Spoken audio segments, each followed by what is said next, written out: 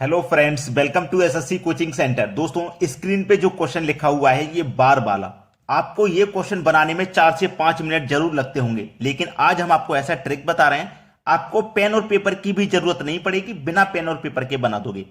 Trick क्या है, सीख लीजिए। सबसे पहले आप ये देखिए कि कितनी संख्याओं के ऊपर बार नहीं है। दशमलव के बाद में जितनी संख्या है, कितनी संख्याओं के ऊपर बार नहीं है। तो दशमलव के बाद 1 2 3 4 संख्याओं के बार यहां पे नहीं है, दशमलव के बाद एक संख्या के बाद यहां पे नहीं है। तो आपको लेना मैक्सिमम, मैक्सिमम लेना है आपको कि दशमलव के बाद में कितनी संख्याओं के ऊपर बार नहीं है, सबसे ज्यादा। तो ये 2 पॉइंट मैं आपको बता रहा हूं, एक हो गया पहला पॉइंट, और ये दूसरा पॉइंट जो मैं आपको बता रहा हूं, बस ये याद रखना है और मुश्किल भी नहीं है। दशमलव के बाद 1 2 3 4 संख्या है, लगातार ऐसी 4 संख्याएं जिनके ऊपर बार नहीं है ना, लगातार ऐसी 4 संख्याएं जिनके ऊपर बार नहीं है।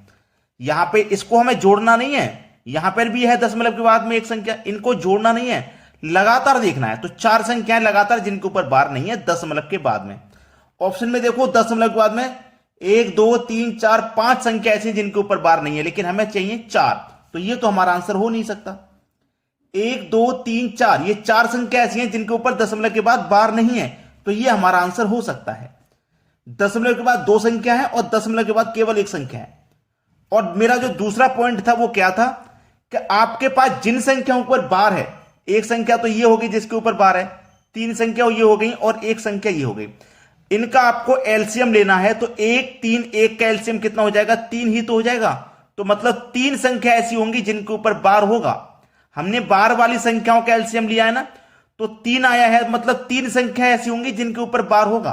तो देखिएगा, ये मैंने आंसर किया था, 4 संख्या तो ऐसी होगी जिसके ऊपर बार नहीं है, और 3 संख्या ऐसी होनी चाहिए जिसके ऊपर बार है। तो 1 2 3 संख्या ऐसी हैं जिसके ऊपर बार है, हमारा एलसीएम भी 3 ही आया था। बी ऑप्शन सही है। तो बताइए, विदाउट पेन और पेपर के कर नहीं पाओगे क्या? 4 से 5 मिनट लगने वाले सवाल को आप विदाउट पेन और पेपर के कर सकते हो। तो कोई भी एग्जाम हो, आप चुटकियों में सॉल्व कर देना। अब देखते हैं अगला सवाल। अगला सवाल है एक ऐसा सवाल जिसमें ट्राइंगल के अंदर ट्राइंगल है, फिर से ट्राइंगल है और फिर से ट्राइंगल है। तो आपके पास ऐसा सवाल कभी भी आ जाए, तो सबसे पहले मैं इसका थोड़ा सा बेसिक आपको बता देता हूं। देखिएगा, आपके पास एक ये ट्राइंगल है बड़ा वाला, यही ट्राइंगल तो है बड़ा वाला, एक ये ट्राइंगल है आपके पास जो कि एक त्रिभुज बनाता है। इसके बाद में अगर मैं दूसरी आकृति बना करके आपको समझाऊं, ये मैंने बना ली, और इसके अंदर एक ट्राइंगल बनाता हूं केवल, जैसे ये वाला बन रहा है, केवल ये वाला, अंदर वाले नहीं, केवल इस वाले से समझाता हूं। तो कितने ट्राइंगल बने, 1 2 3 4, 4 ट्राइंगल बने ना, और एक मिला ये बड़ा वाला, भाई बड़ा वाला एक बनाता है। और जब अंदर वाला ट्राइंगल टच हो जाता है एक, तो वो 4 त्रिभुज बनाता है, याद रखना। जब बड़े ट्राइंगल के अंदर एक ट्राइंगल टच होगा तो ये 4 त्रिभुज बनाएगा। एक और एग्जांपल से समझेंगे, एक और एग्जांपल से। ये हो गया, इसके अंदर हम एक और बनाते हैं, ऐसा ही है बिल्कुल ये, इसके अंदर हम एक और बनाते हैं। तो चलिए, आपका ये वाला जो था ये कितने बना रहा है, 4 बना रहा है। ठीक है, ट्राइंगल के अंदर जब मैंने एक ट्राइंगल लिया तो ये 4 बना रहा है। तो देखिए, बड़े ट्राइंगल के अंदर जब मैं एक ट्राइंगल लूंगा तो ये कितने बनाएगा, ये वाला 4 ट्राइंगल बनाएगा। फिर इसके अंदर मैं एक और लूंगा तो ये भी 4 बनाएगा, और एक बनाता है ये बड़ा वाला, तो 4 और 4 8, और एक बड़ा वाला कितना हो जाएगा, 9। अब इसमें कितनी है, 1 2 3 4, और एक बड़ा वाला 5, इसमें 5 है। अगर मैं एक और आकृति से समझूं, एक और आकृति से समझता हूं, ठीक है, ये मैंने एक ट्राइंगल ले लिया, इसके अंदर मैंने एक और ले लिया, और इसके अंदर एक और, ठीक है, बिल्कुल ऐसा ही है।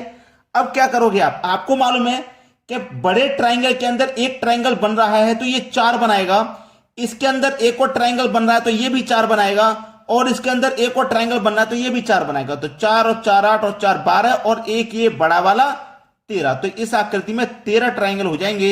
ये आपके सवाल का बिल्कुल सही जवाब है। सभी को समझ में आ गया? अब देखते हैं अगला सवाल। अगला सवाल है एम स्क्वायर प्लस 555 का स्क्वायर बराबर 333 का स्क्वायर प्लस 444 का स्क्वायर हो तो 4 माइनस एम का मान है। बहुत अच्छा सवाल है, एग्जाम में अगर आ जाए ये सवाल प्रेजेंट में तो क्या कर पाओगे आप। देखिए कैसे करते हैं इसको। एम स्क्वायर प्लस, यहां पे देखिएगा 333 का स्क्वायर प्लस 444 का स्क्वायर, 333 का स्क्वायर प्लस 444 का स्क्वायर। अब ये 555 बराबर के इधर आके माइनस का 555 का स्क्वायर हो जाएगा। ठीक है, इसको हम बराबर के इधर लेके आ गए। अब देखिए एम स्क्वायर, ठीक है, एम स्क्वायर। अब बहुत अच्छा सवाल देखिएगा, यहां पे 333, यहां पे भी 333 और यहां पे भी 333, यानी कि 333 111 से कटेगा, ये भी 111 से कटेगा, ये भी 111 से कटेगा, तो 111 का स्क्वायर कॉमन नहीं आ जाएगा क्या? आ जाएगा कॉमन। जब कॉमन आ गया तो अंदर क्या बचा? 3 का स्क्वायर प्लस 4 का स्क्वायर माइनस 5 का स्क्वायर, यही बचा। ठीक है भाई, देखो 111 का स्क्वायर यहां से भी कॉमन आ गया, यहां से भी कॉमन आया, यहां से भी कॉमन आया। अब देखिएगा, इसको हम करते हैं 111 का स्क्वायर में इसको लिखूंगा। ठीक है, 3 का स्क्वायर 9, 4 का स्क्वायर 16 माइनस 5 का स्क्वायर 25। अब देखिएगा 9 और 16 25 और ये भी 25, तो ये टर्म पूरा जीरो हो जाएगा। और जीरो वाले टर्म यानी कि जीरो का मल्टीप्लाई आप किसी से भी करो वो मान जीरो ही हो जाएगा। ठीक है, तो यहां पे मान जीरो हो गया। हम m का मान निकाल लेते हैं। अब m का मान जीरो है, m का मान जीरो है तो 4 में से माइनस करोगे जीरो, क्योंकि m की जगह हम जीरो रखेंगे तो 4 में से जीरो माइनस करेंगे तो आंसर 4 ही तो आएगा। बी ऑप्शन है सही जवाब। अब देखते हैं अगला प्रश्न। अगला सवाल है, जिन बच्चों को फ्रैक्शन में यह नहीं पता रहता कि छोटी भिन्न कौन सी है, बड़ी भिन्न कैसी है, कैसे निकालें चुटकियों में, तो आज सीख लीजिए।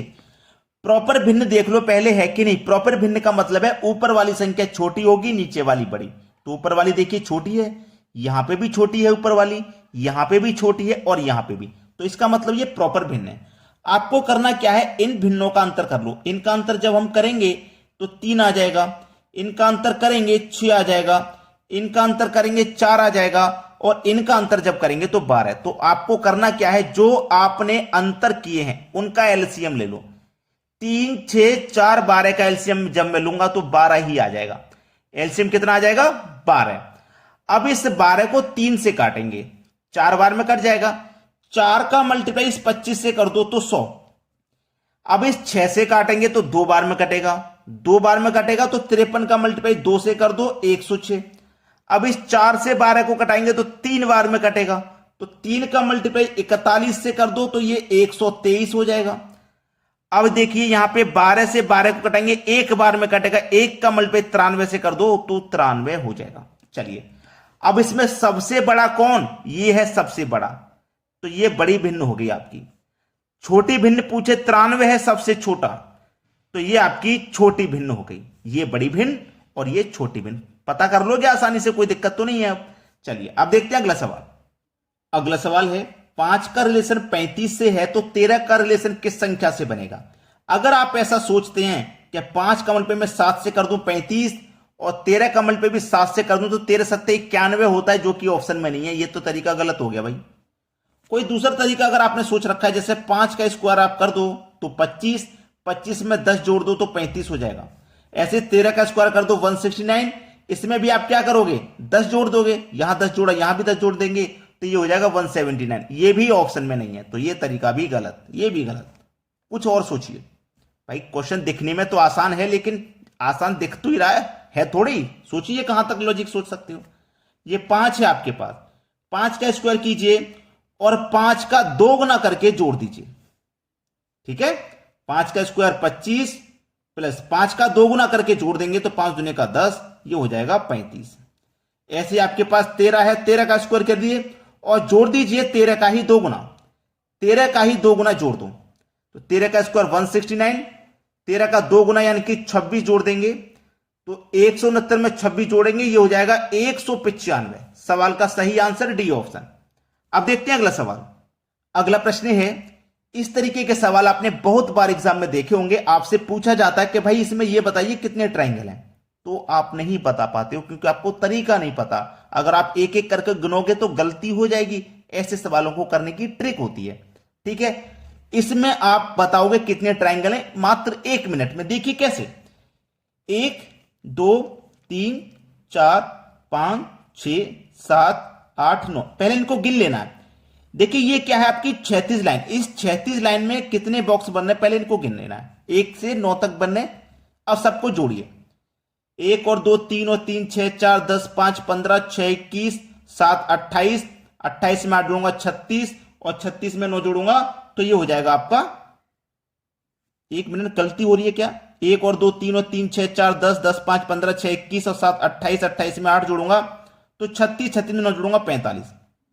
ठीक है, अब इसको गिनिए, 1 2 3 4 5 6 7, 7 तक कितना हो जाएगा 28, 1 2 3 4 5, 5 तक कितना हो जाएगा भैया 5 4 9 9 3 12 और 3 15। अब इनको जोड़िए, 1 2 3, ये कितना हो जाएगा 6, और इसको जोड़िए 1। अब सबको जब आप ऐड करोगे तो 95 आ जाएगा, मतलब इसमें 95 ट्राइंगल है। कोई ऐसी चीज मैंने आपको नहीं बताई कि कंफ्यूज करे आपको या समझ में नहीं आए, बड़ा ही आसान तरीका है। तो आप इसमें बताइए कितने ट्राइंगल हैं। जब ये इतना बड़ा मैंने आपको बता दिया आसानी से, तो इसे आप नहीं बता पाओगे। तो आप मुझे ये बताइए कि इसमें कितने ट्राइंगल हैं, तुरंत कमेंट करके दिए। अब देखते हैं अगला सवाल। अगला सवाल है, एक व्यक्ति एक रेडियो 162 रुपए का 10% हानि उठाकर बेचता है। यदि वह 20% का लाभ उठाना चाहता है तो उस रेडियो को कितने मूल्य पर बेचे। बहुत अच्छा सवाल। देखिए वो बेच कितने में रहा है, 162 रुपए में बेच रहा है, और क्या कर रहा है, 10% का हानि ले रहा है वो। देखिए 100 से जितना कम में बेचोगे उतने का हानि, और जितने ज्यादा में बेचोगे उतने का प्रॉफिट। अब देखिए उसने क्या काम किया है, 10% का हानि हुआ है, तो 100 से 10 माइनस कर देंगे तो कितना हो जाएगा भैया 90। क्लियर, 100 से कम करेंगे, हानि की बात होगी, लाभ की बात होगी तो 100 में जोड़ेंगे। ठीक है, उसने फिर बोला है कि वह 20% का लाभ उठाना चाहता है। कितने का लाभ, 20 का, तो 100 में 20 जोड़ देंगे, 120 हो जाएगा। देखो अब सरल कर लो, 0 से 0 कटेगा, 3 त्रिक का 9, 3 चौके 12, 3 से कटाएंगे, 3 पंजे 15, 1 बचेगा 12, 3 चौके 12, 54 का 4 का मल्टीप्लाई कर दो, 4 चौके 16, कैरी का 1, 4 पंजे 20 और कैरी का 1 21, 216 हो जाएगा। कितने मूल्य पर बेचे, 216 में बेचेगा तो उसे 20% का फायदा हो जाएगा। ठीक है, 216 डी ऑप्शन में दिया गया है, बिल्कुल सही जवाब। अब देखते हैं अगला क्वेश्चन। अगला सवाल है, 10,500 के कुल कितने गुणनखंड हैं। 10,500 को आप क्या लिख सकते हैं, 105 गुने 100 लिख दोगे तो 10,500 ही होता है। अब इस 105 के भी आप गुणनखंड कर सकते हो क्या, 3 गुने 5 15, 15 सत्ते 105। ठीक है, अब इस 100 को क्या लिख सकते हो, 25 गुने 4 100 होता है, तो 4 को क्या लिख सकते हो आप 2 की पावर 2, और 25 को क्या लिख सकते हो 5 की पावर 2। ये 25 है, ये 4 है, 25 चौके 100 होता है। इतना तो क्लियर हो गया सभी को। अब देखिए 5 की पावर 2 ये है, इसमें एक और 5 ले लेंगे तो ये 5 की पावर 3 हो जाएगा। ठीक है, ये 2 की पावर 2 है तो इसे भी ले लो 2 की पावर 2 इंटू, ये क्या है आपके पास 7, जब कोई पावर नहीं है तो एक पावर होगी, और ये क्या है आपके पास 3, 3 की भी कोई पावर नहीं है, मतलब एक पावर होगी। अब आपको इन संख्याओं से कोई मतलब नहीं है, इनसे कोई मतलब नहीं है आपको मतलब है ये जो पावर है इससे। 3 पावर है ना, इसमें एक जोड़ दो 4 हो जाएगी, 2 है इसमें भी एक जोड़ दो 3 हो जाएगी, 1 है इसमें भी एक जोड़ दो 2 हो जाएगी, इसमें भी एक जोड़ दो 2, तो 4 त्रिक का 12, 12 दुने का 24, 24 दुने का 48। आपका आंसर आ जाएगा 48, बी ऑप्शन बिल्कुल सही जवाब है। अब देखते हैं अगला क्वेश्चन।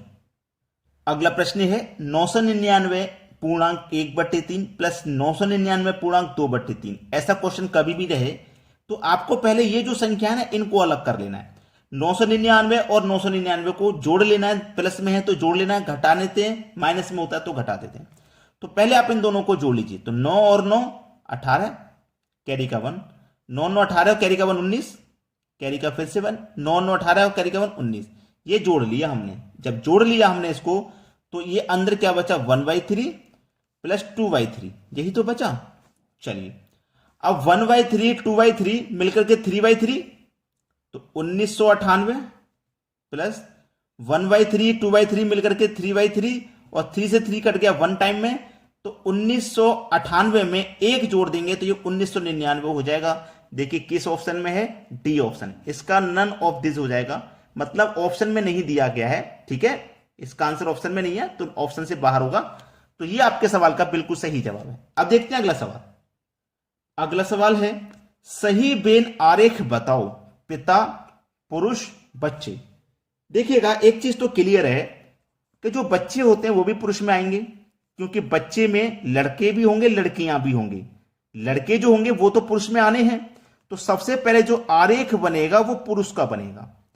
और जितने भी पुरुष हैं भाई पुरुष में आएंगे, और जो पिता हैं आपके वो कौन होते हैं? पुरुष ही तो होते हैं, तो पुरुष के अंदर आएंगे पिता। जितने भी पिता हैं वो सब पुरुष के अंदर आएंगे। लेकिन ये जो बच्चे हैं ये पुरुष हैं। सभी बच्चे पुरुष नहीं है, क्योंकि कुछ लड़कियां हैं तो वो स्त्री हो जाएंगी, महिला हो जाएंगी। इसलिए जो बच्चे हैं ये पुरुष को तो टच करेंगे लेकिन पिता को टच नहीं करेंगे, क्योंकि बच्चे पिता नहीं होते।